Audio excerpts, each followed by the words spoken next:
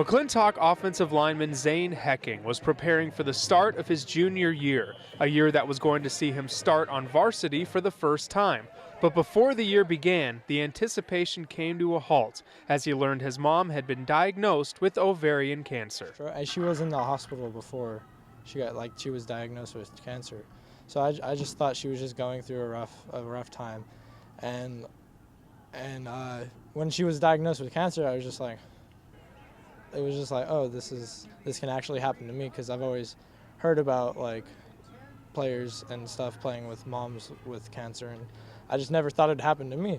When I was first diagnosed, I sat down with them and had, a talk with them and, said, you know what, don't know what's going to happen, but we need to be grateful.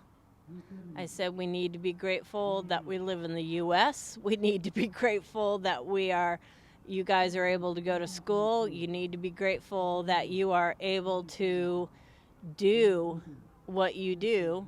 I mean, she's been so optimistic about it, and that's given me motivation, because she's like, this is the hardest thing, that's one of the hardest things that's ever happened to her in her life. I am very blessed. I was raised by incredible parents who are not here anymore, but I know they're looking down on me, and God is my dad's name is George, my mother's name is Elaine, and so George, God's probably going, George, calm Elaine down, Kelly can deal with it. And I can. When you're on the football field, or you're practicing or going through camp and you feel like things are getting a little hard, or you feel like you're running out of steam, does your mom cross your mind? Does it help you push that much more? Definitely.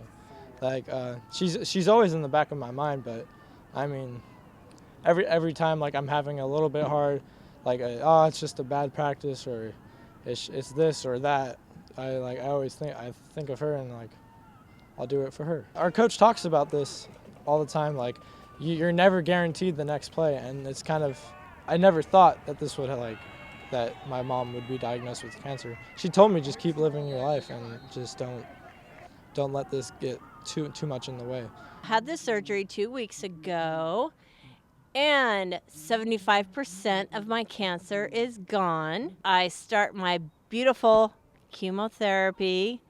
I continue with that, and they say in 3 sets, or it's basically 9 sessions, that my 25% they feel will be gone. Yay!